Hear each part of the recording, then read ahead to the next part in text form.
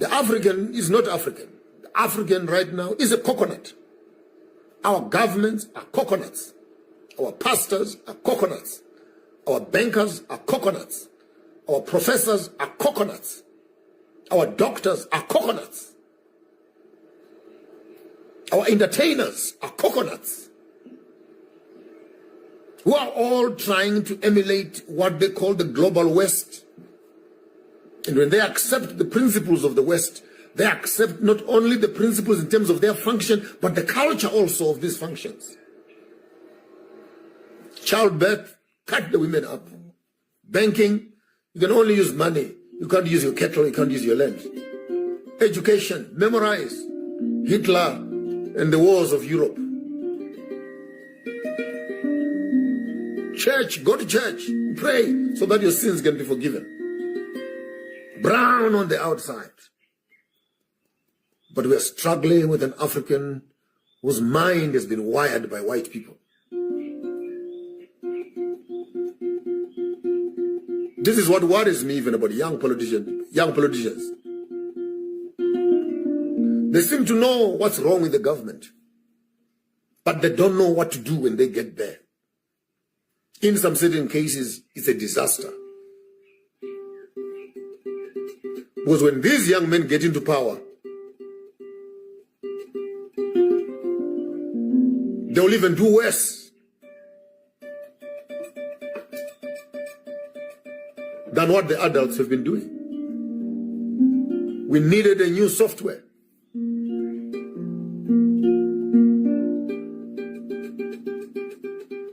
We need a new strategy,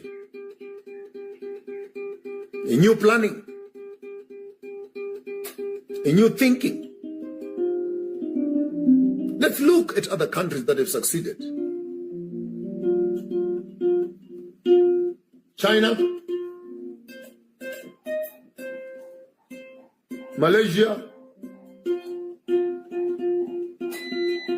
Singapore, Dubai, Russia.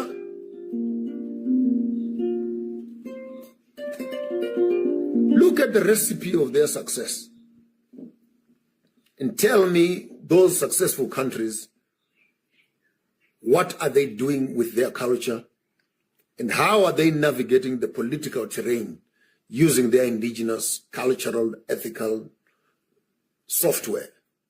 I saw this morning, Chinese government, the governor there was found, he has stolen $30-something million and he has been sentenced to death because this is their law. This is their social contract that they have.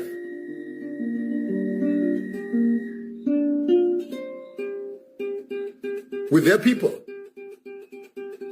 And they implement. Here we are in Africa. Our leaders are trained in Europe. Graduates of America.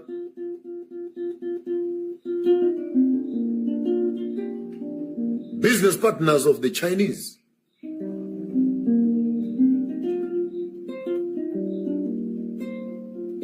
The recipe of success, indigenous knowledge.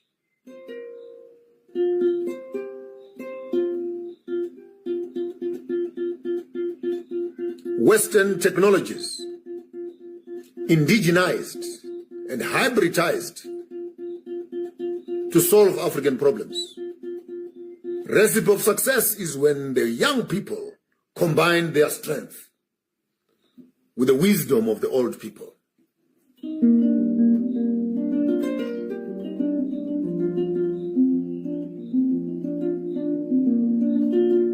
The next few years, we're going to be seeing lots of changes as these systems are going to collapse one by one.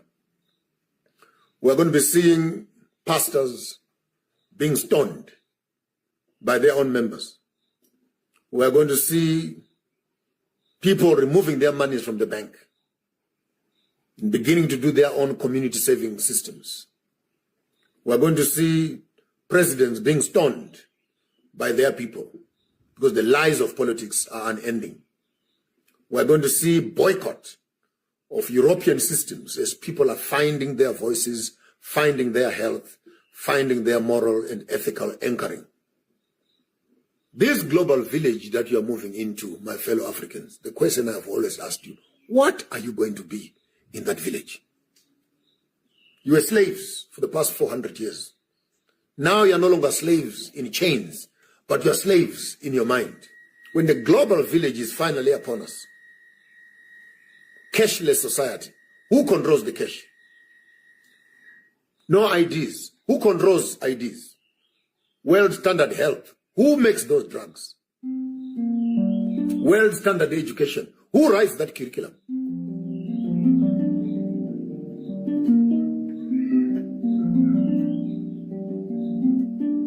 I am the watcher. We just watch. It is our duty. Hello one and hello all, good afternoon one more time.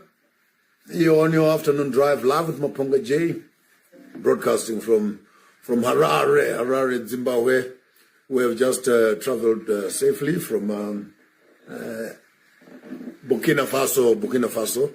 We're back in the south. And while we were in Burkina Faso, we have experienced 2 or 3 events that I would want to pass a quick commentary on. The Tanzania massacre, the Cameroon old age home retirement politics that is happening there, the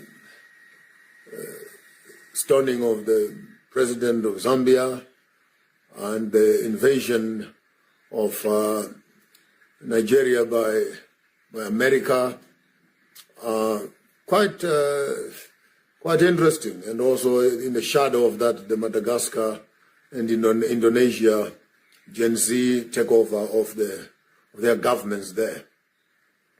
You cannot miss it, that in our generation we are moving into a space where truth is coming out, systems are being tested, and neocolonialism is collapsing in our very eyes.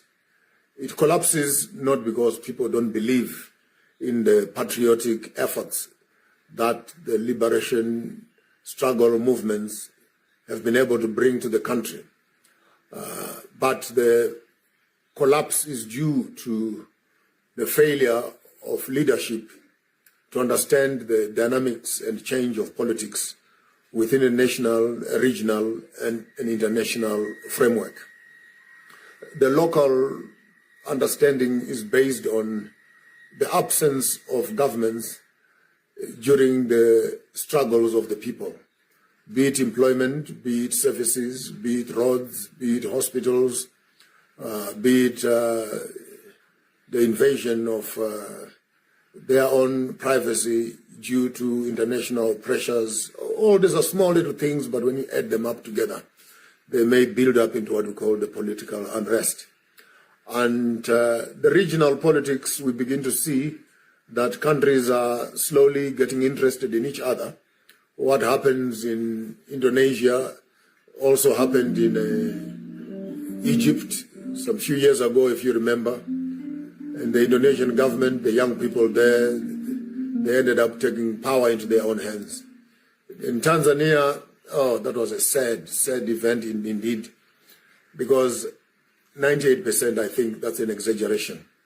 I still believe that Salihu was going to win the elections had she even allowed the other young people who were in opposition to rally around the government and do their own elections or campaign. But to arrest all of them and lock them up in prison, and then you say you have won the elections when you are running by yourself, then the question is, how do you win a race when you are running alone? It only means that you legitimize your function and operation using the political and government equipment and machinery to drive that election. This is not only in Tanzania, but throughout all African governments, from the south right up to the north, that if we are not careful the way we handle these public equipments of power, they could end up actually burning and coming to us on the downside. Cameroon is even worse. All the opposition leaders in Cameroon have been arrested by Biya, and they're all behind bars. Biya has elected himself again for the 8th time.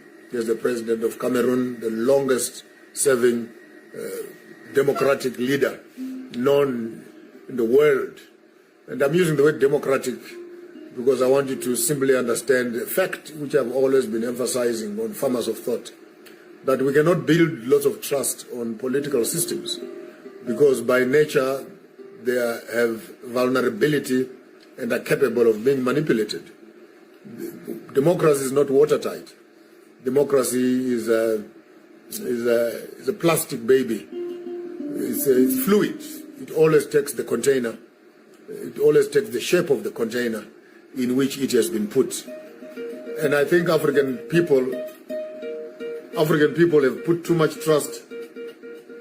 They've put too much trust in these colonial systems, which in themselves cannot regulate themselves. I wonder if you hear what I'm saying, that in a democratic system where the government is in power, the government must print the papers, the government must set up the polling stations, the government must put the security, the government must run the elections, the government must count the elections, and then the government must pull itself and remove itself from power. I don't know how you people think in your world. And worse, when the opposition leaders are busy making statements of arrest. You know, we're going to arrest you, we're going to put you in jail, we're going to take your money, we're going to do this thing. And you tell me as a normal human being that you could actually be sitting in a government office to manage opposition and give them access to power when you have given them access to power, knowing very well that with their coming into power, they are coming to not only dislodge you, but also even arrest you, in some certain cases even kill you. Politics therefore begins to find itself vulnerable in the hands of personal interest, where people have to protect their lives to be able to stay in power so that they can avoid pending danger that is nearby. Number two, you also take note that when this situation breed themselves, the people that are in politics are not the only ones that are interested in the political welfare, but the business community, the people that are transacting in government, the suppliers, the procurers, procurement departments, people who are supplying services, goods and services to the government, who have long-standing contracts, where through these contracts they've been able to survive, be it the supply of paper, supply of computers, supply of transport, supply of fuel, supply of, whatever machinery that the government wants. They are making money from the government because they have standing contracts with the government that is in power. The coming in of a new regime therefore means that these businesses are going to lose their traction and transactions.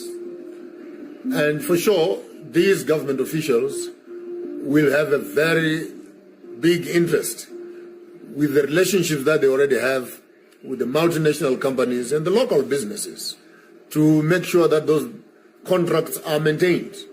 The man that is in government actually has a contract where his family and himself is benefiting in the back door through the money that people are siphoning out from the government. And this is the same money that is used for campaigning and keeping the president that is in power. At an international level, the quality of contracts that every government, democratic president has, then you hear that he has flown to China, he has signed bilateral agreements, he has flown to France, he has signed bilateral agreements, He has flown to Britain. He has signed bilateral agreements to increase cooperation. Cooperation. You hear these words being spoken. I wonder if we really understand what this cooperation is all about. This cooperation is founded on the principle that as long as this one is in power, that contract is effective. So presidents stay in power because, one, the international community has a direct interest with the president or the government that is in power. Two, the business community of that country has interest because there are business transactions that are in the pipeline and contracts that must be maintained over whatever period that has been agreed. And thirdly, it is the fear of the politicians themselves that when they move out of power, they might actually end up in a more vulnerable state outside of political power than they have in the present. So if we find those three factors, when they are put into play, politics become very vulnerable and democracy becomes a crippled child. Because for democracy to move forward, it needs the interest of the masses, it needs the willpower of the parliament, it needs the international community and the business community to stand aside and allow people to govern and rule themselves. As you look at Zambian model, you look at the Tanzanian saga, you look at the Cameroon saga, you look at Madagascar, you will not fail to see this politics penning itself and repeating itself over and over again. Nigeria then presents for us an interesting angle as to there is war. There is war in Sudan, massacres in Sudan that are going into hundreds of thousands. Massacres in Congo that have been going on for the past 100 years. There are still deaths that are being recorded in Afghanistan, in Syria, and the bone of contention in Gaza. People are dying daily in Gaza. And then all of a sudden America has got an interest in sending soldiers to Nigeria to go and help the people of Nigeria against their leader, democratically elected leader, Tinubu. One must always ask themselves the question, when America goes to a country to serve that country, are they serving the country or they are serving their interests? What is it that is in the north that America is looking for? Maybe that would be a very good question to ask. Americans will not just come for war to fight for the sake of fighting. They have an interest. And while this interest is there, we cannot miss it, that ISIS is sponsored by the American government. Boko Haram was sponsored by Barack Obama, the American. The problem was created for Nigeria through Boko Haram. And now Trump is coming to solve the problem of America, which was caused by America. One can only sit back and wonder, is this about the resources? That would be number one. Number two, Nigeria finds itself in a very vulnerable space where Muslims in the north and Christians in the south. The setting up of Abuja and Lagos becoming the two centers of power. And I've told people in the past, I'll say it again, that the wage and division that religion has built in Nigeria has made them vulnerable to external support and external interventions. America is coming as a Christian country into Nigeria. You need to sit back and start asking questions. If America is coming to serve Christians, will Saudi Arabia and the Middle East watch their religious members being victimized by the Americans? Bearing in mind that the war that is happening in Iraq the war that is happening in Gaza, it's along the same lines. Is it not possible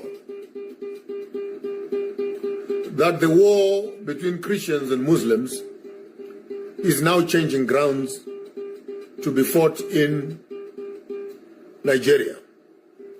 And while you are processing that, you also want to keep in the back of your mind that America top business is that of selling weapons. So they create wars around the world so that they can justify their budgets for buying new weapons for their American governments. And every bullet that we find there is coming from the gun manufacturing companies, which have contracts with the American government. Here is my observation.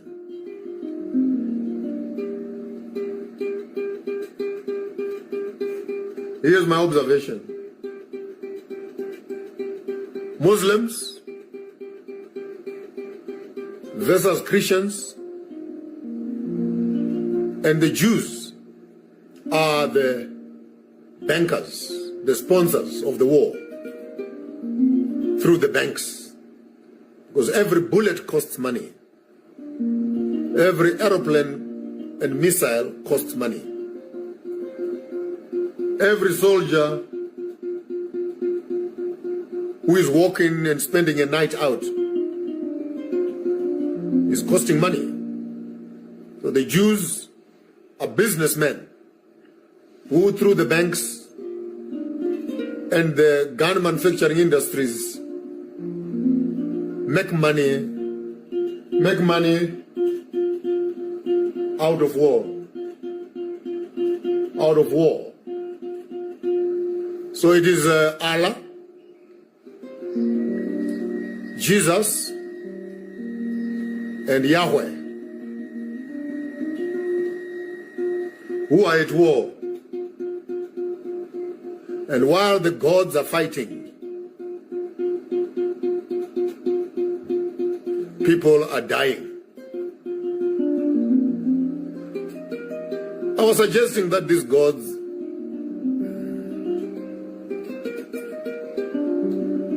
pack up their bags and go back to their countries.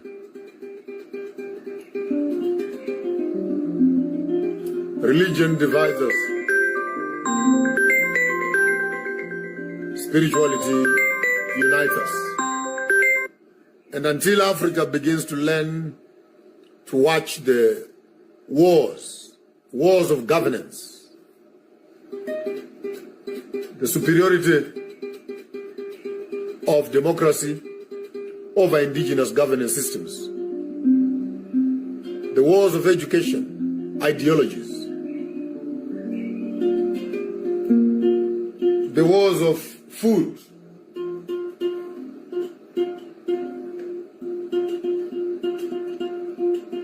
the wars of food, agriculture, economic wars,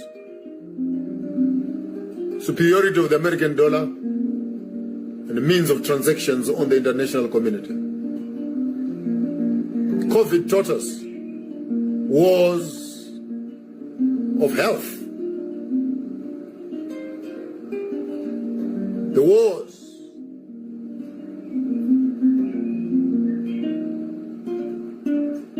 of technology. Who has got better equipment than the other?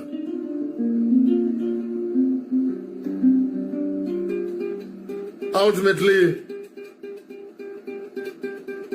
the wars of spirituality. I recommend to all of you, ladies and gentlemen, please find a copy of the book, African Questions and African Solutions, and understand the systems that are at play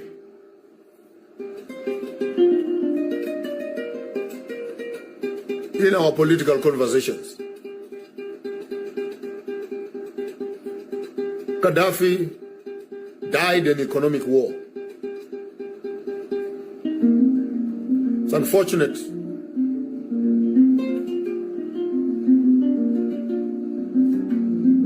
When we elect young people to join political circles and they begin to campaign, fighting for power, that they also want to rule.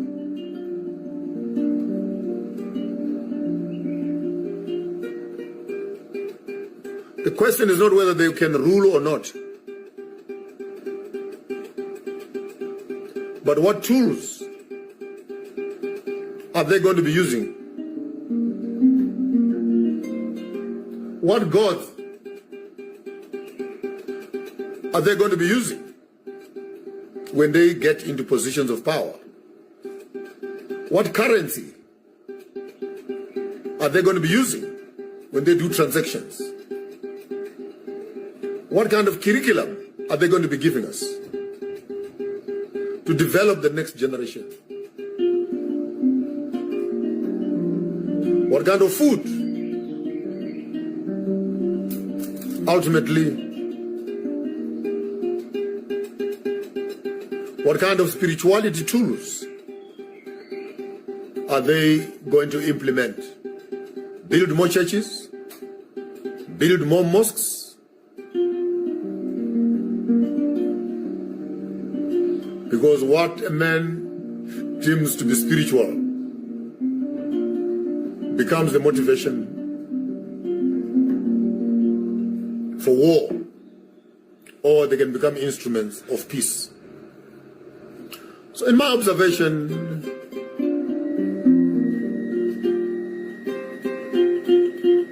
we are looking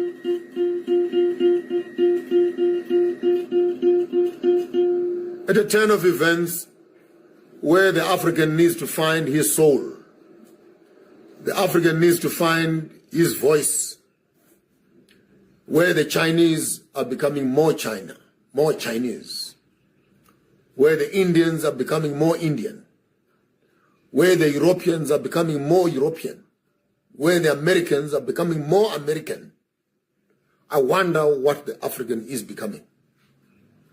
We seem to be diluting ourselves with policies, principles, religions that we import into our space. We confuse ourselves with financial systems, educational curriculums, business strategies, and currencies that do not seem to be in unity with our DNA and our composition.